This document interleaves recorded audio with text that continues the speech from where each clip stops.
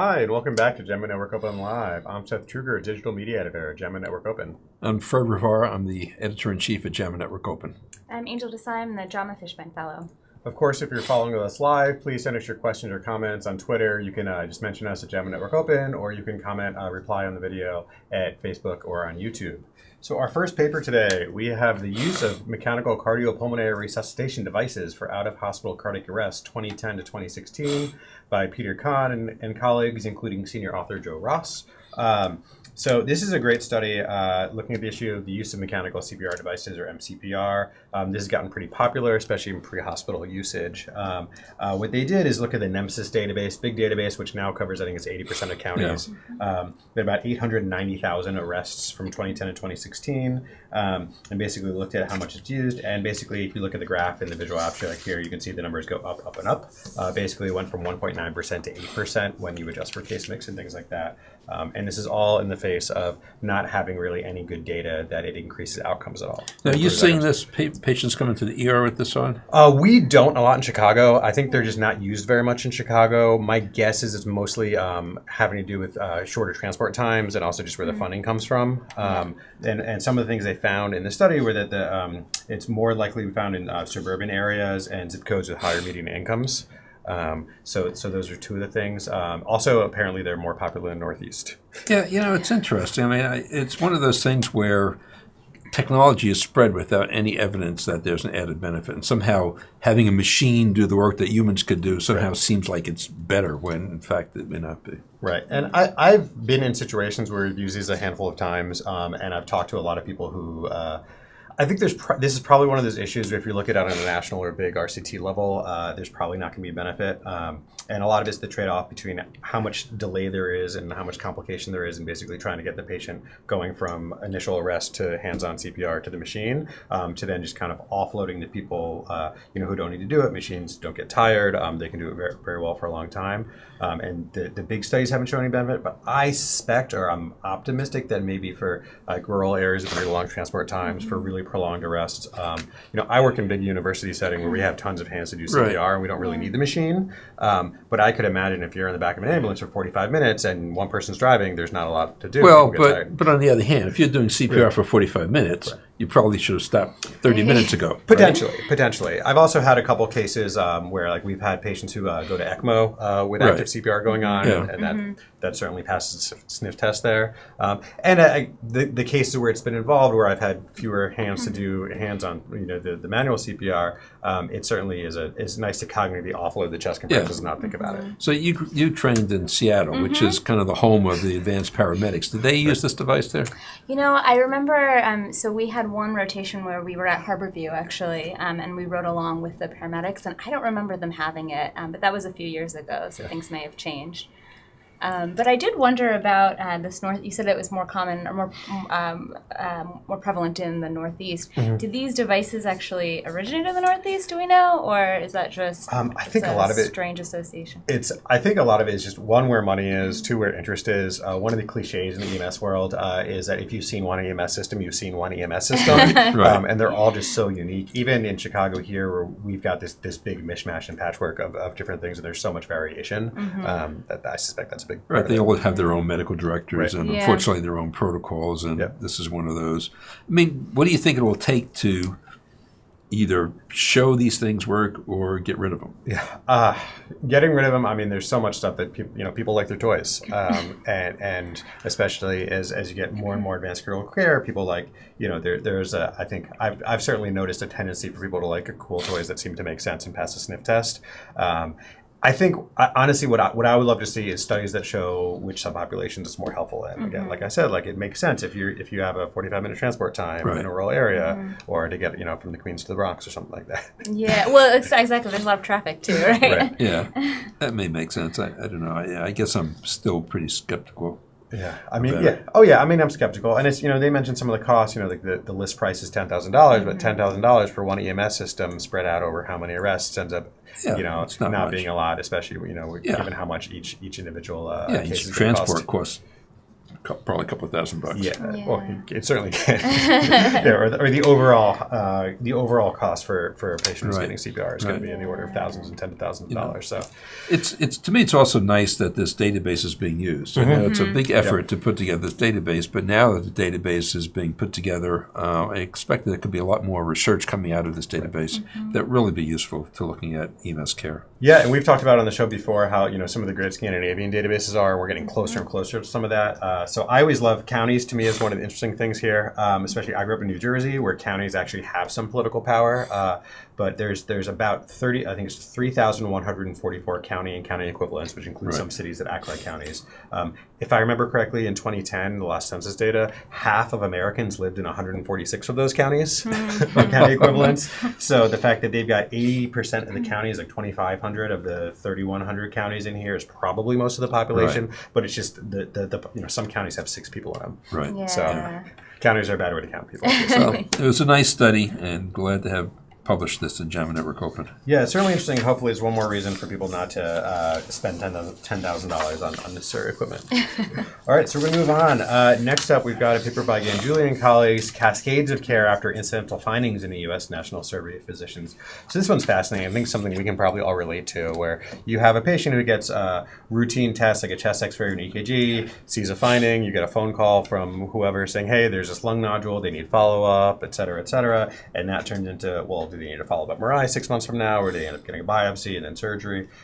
What's really interesting to me is, so they interviewed nearly 400 internists, including trainees, mostly in general internal medicine, geriatrics, mostly in outpatient settings.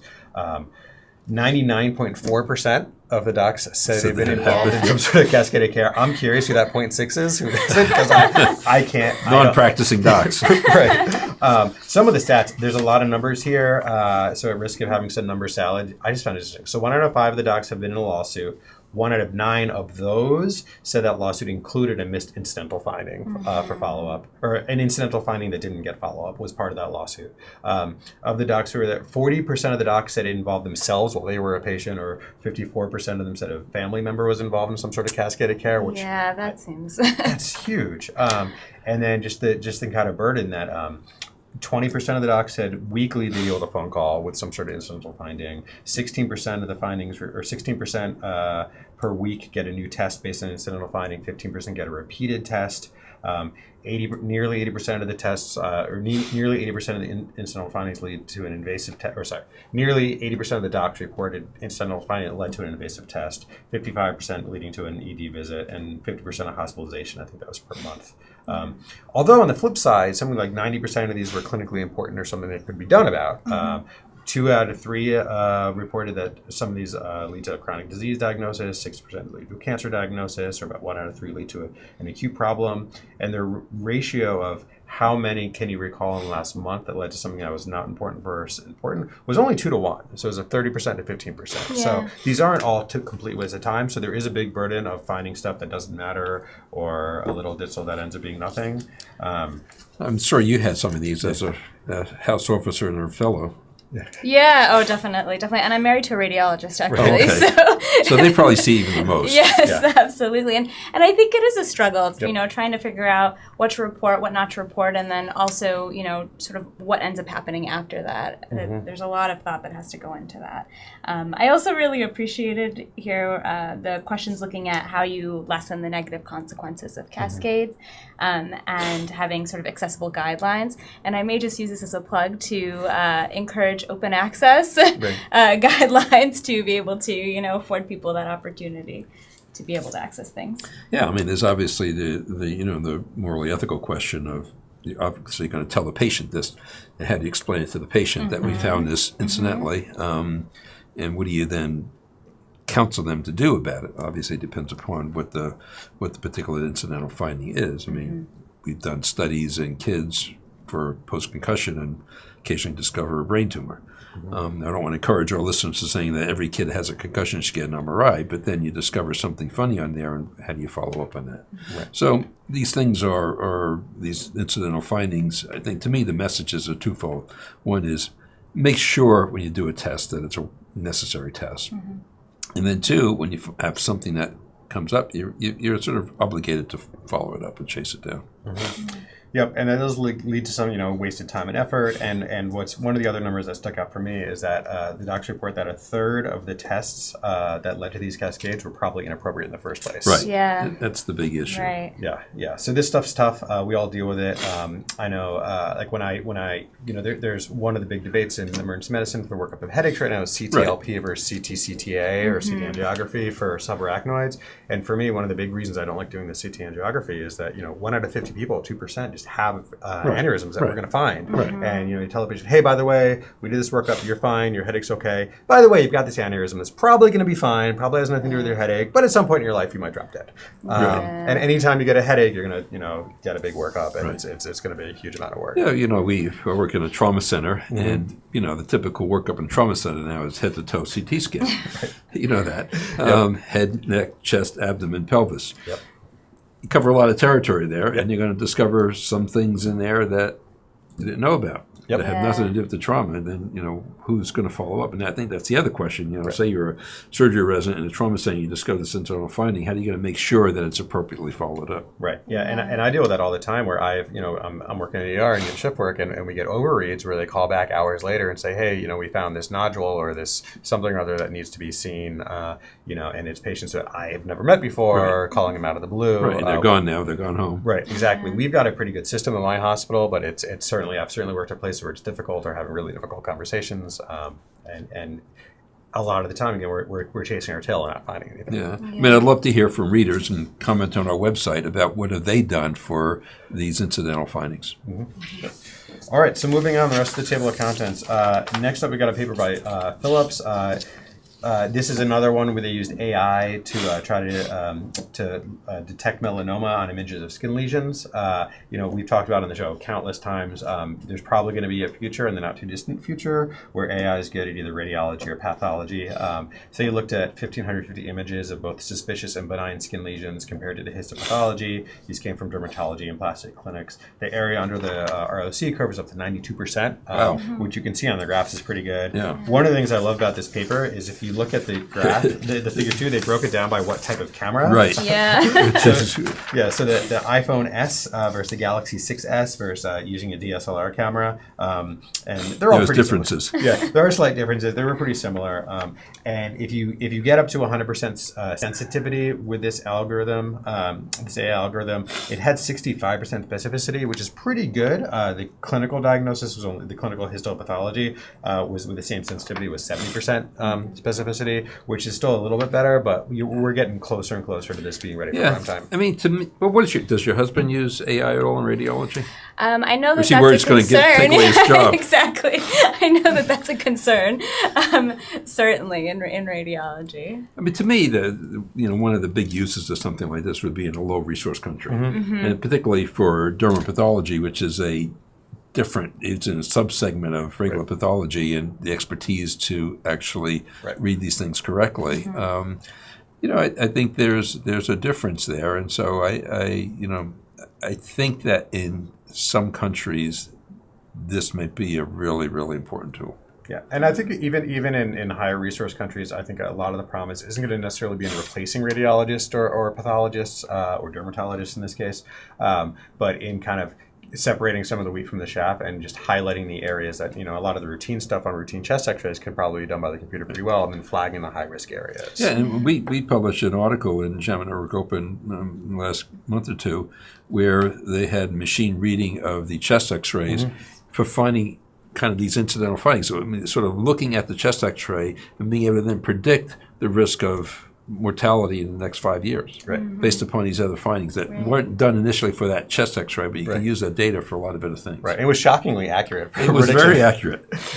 And it's sort of a freebie in way. You're not asking for another test. You're just using the available data to get more information. Right. Yeah. Absolutely.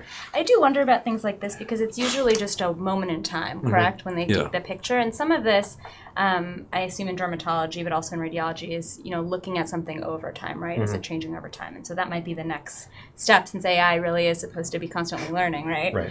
Just to see what happens. I'm also wondering, this used iPhone 6 and some of these other phones. Now there's so many more new with better cameras. I wonder if that will improve the accuracy. It may get better. Yeah. But I think, again, most people around the world now have an iPhone or some variant of it.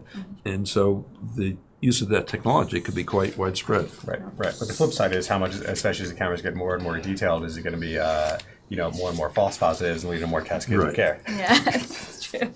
Right. All right. So next up, we've got a paper by Dumas looking at, this is an interesting study from the Nurses' Health Study. We looked at if nurses' exposure to disinfectants was associated with COPD diagnosis, which it was. But basically, we looked at 73,000 women in the Nurses' Health Study from 2009 to 2015. 582 of them were diagnosed with COPD, according to their survey, which actually seems pretty low to me, although I guess the average demographic is pretty low in the Nurse Health Study. And there was a positive correlation between more COPD and more jobs that included more exposure to disinfectants, with a hazard ratio of weekly use around 1.24. They broke down a little bit between if they're cleaning surfaces versus cleaning instruments, but they did find a dose response, which is interesting. It is, it's interesting. Steve and I talked about this on our podcast.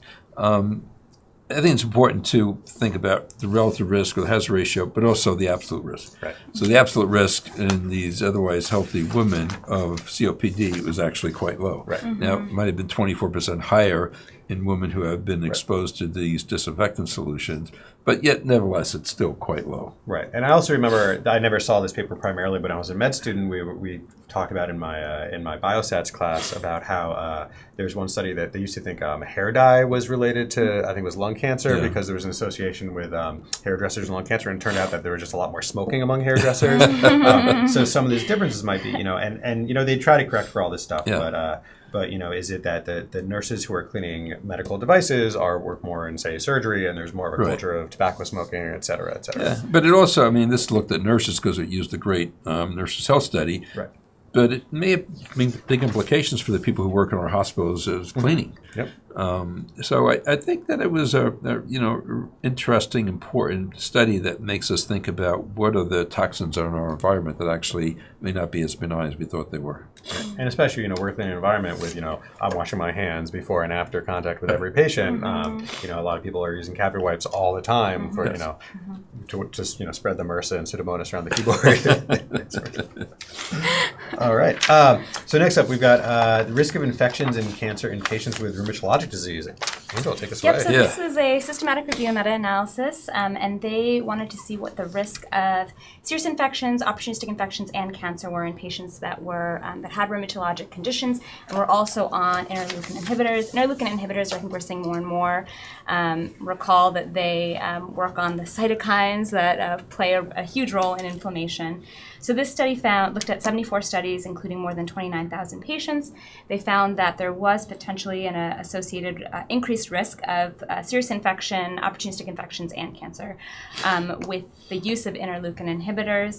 The CIs, if you look at them, are wide, although figure 2 demonstrates that for the risk of serious infections, that point estimate was the most precise one out of all of them. So very interesting from my perspective. Certainly I get calls about this kind of thing all the time. So nice to see it in print. So what do you say? You know what? We have to look at the patient, get all of the clinical information, take a good history, and make a judgment call based on that.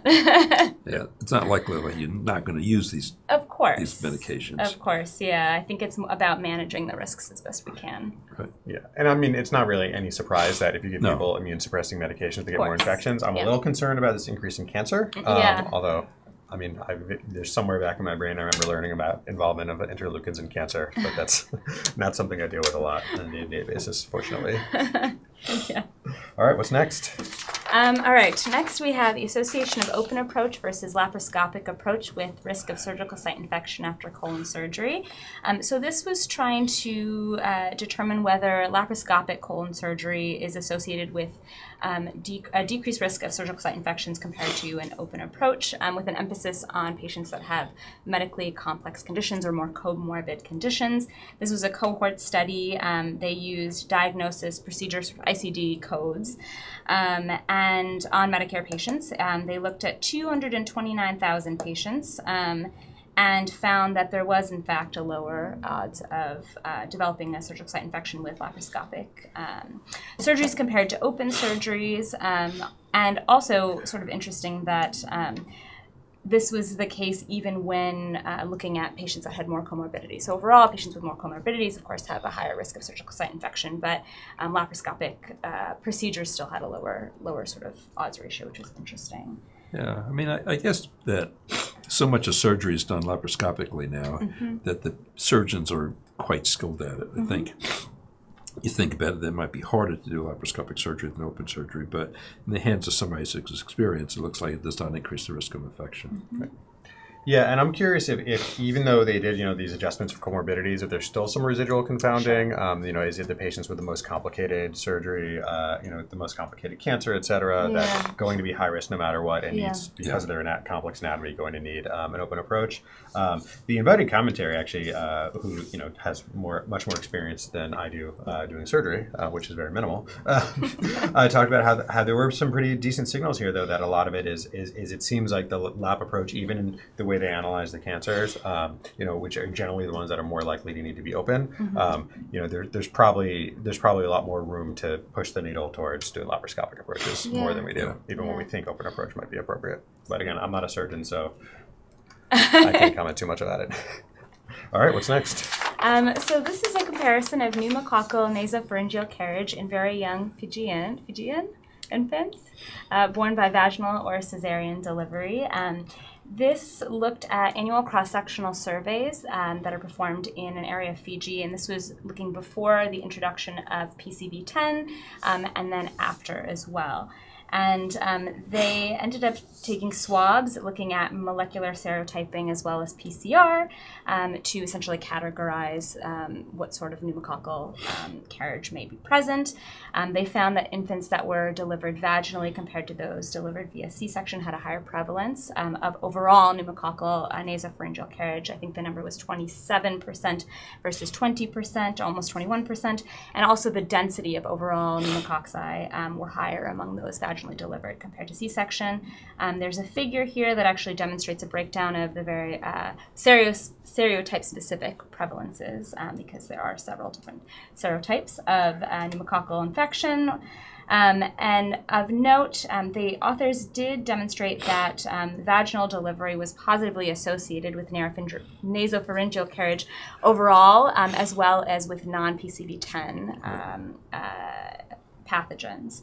And so they conclude cautiously that this may demonstrate a method of vertical transmission that's occurring from mother to infant, which is very interesting to me. Yeah, there's so much now about the microbiome out there, and in children, there's increasing data to show that the microbiome in kids born vaginal delivery is different from those born cesarean delivery. Kids who are breastfed, their microbiome is different from kids who are bottle fed, and associated with these with various outcomes. I mean, there's a whole question I think is still out there whether kids that are young, below age 2, and get antibiotics for otitis media or some other infection have an increased risk of later obesity. I mean, there's been a lot of studies on that, and the data seem to be pretty contradictory. I think it all comes down to what are we doing to the microbiome. I mean, what's the data on like one course of vancomycin? What does that do to your microbiome? I don't know if I know. It changes it like forever. Probably not, but I think that there is an argument that certainly for repeated exposures, there is a concern that this is affecting our microbiomes negatively, and particularly from a young age, as you said. I don't know about the one dose, but and the flip side of that being that sometimes we need antibiotics. Right. Yeah, of so it's always a balancing act there. Yeah, I think. But I think that there's more and more attention to this, and that I think that we need to need to continue to study these issues, because I mean, microbiome seems to be connected to everything. Yeah. Whether that's true or not, I don't know. But the implications, I think, are pretty clear. And the microbiome, is it related to IBD? And how does your early life experiences affect that? I think it's something that's important for us to study. So, this issue of just nasopharyngeal carriage is itself important because that's an important cause of bacteremia in children, otitis media, but I think it has the larger implications for their overall microbiome. Yeah, I think it's also interesting how this might, we know the rates of less emergent C-section have been changing a lot over time, and there's a lot of different pros and cons there. We published a paper in JAMA Network Open last year about C-section being associated with more childhood overweightness, right. I believe. I think it was at age 5. But then the flip side, there's a paper in JAMA last year showing that C-sections associated with much less pelvic floor problems and later urinary problems in women after childbirth. Right. So none of this stuff is black and white, and we just keep getting more little elements of it. Yeah. As a selfish ER doc, I care mostly about things like meningitis and the bacteremia and the sepsis that kids get. And I think it's always fascinating to me, we do a great job with vaccines. We stamp out some of the subtypes pretty well, and now we're just seeing different subtypes. The same kind of thing happened with Hib and epiglottitis. Yeah. But just remember, though, vaccines do work. Yes, vaccines work. They make absolutely. And it's just like with epiglottitis. The problem isn't that we're creating bad epiglottitis in older people. Is that we got rid of the curve in the kids who get epiglottitis. So now it's just changing how we think about these problems, making smaller problems or better problems to deal with than in the pre-vaccine world. Yeah, I mean, when I was a house officer, we always had a child on the ward with H. flu meningitis, always. Yep. And now most of our house officers never see that. Yeah, I've fortunately only had to do LPs in a relatively small number of kids, and never had a kid with really bad meningitis. I think I've only taken care of maybe 2 people with actually very bad serious bacterial meningitis before, and at least one was a grown up. All right, so last paper we've got on the table of contents rundown, we've got, this is an interesting study. It's the association of pediatric inpatient socioeconomic status with hospital efficiency and financial balance. So they looked at 4.1 million pediatric admissions in France from 2012 to 2014 using the French National Database. Some interesting stuff that the kids had a mean age of about 7.5. They divided the socioeconomics into quintiles, and they had a similar distribution as the population, but the lower quintiles had more intermediate and severe acuity admissions. And overall, the outcomes are generally pretty similar, but the most vulnerable quintile had a 10% higher length of stay. The rest shook out pretty well. They had similar readmission rates, but not surprisingly, the patients from the lower quintiles were worse for hospital finances overall. They basically seemed to be sicker, stayed in the hospital longer, worst case mix. Overall, I think it ended up costing the hospital about an extra 8 million euros. And part of it's the way that basically they end up financing and adjust for that. Yeah, I mean, it's, I think most of us are very familiar with this problem of that children who come from lower income environments, they oftentimes have to stay in a hospital longer to help resolve some of the issues before they can go home. And that increases the length of stay, and therefore there's more cost to the hospital. And the day of DRGs, who pays for that? In France, where a hospital may get a budget at the beginning of the year, they need to figure out how do we adjust for those differences in socioeconomic status. It's an important question. I think the other issue is this whole issue of how much of the social determinants of health should we screen for and pay attention to as physicians. Clearly there are important social determinants of health that we need to deal with. Particularly as a pediatrician, is the parent a substance abuser? Is there a risk of child abuse? Is there enough food to eat? Is there a place to sleep? Those are important ones. On the other hand, we have to be careful about asking our primary care doctors to take on screening for all the social determinants of health. Nowadays there's a whole focus on these ACEs, adverse childhood experiences, and if I'm a pediatrician in my office screening for this and I discover this child has 3 ACEs, what do I do? Right.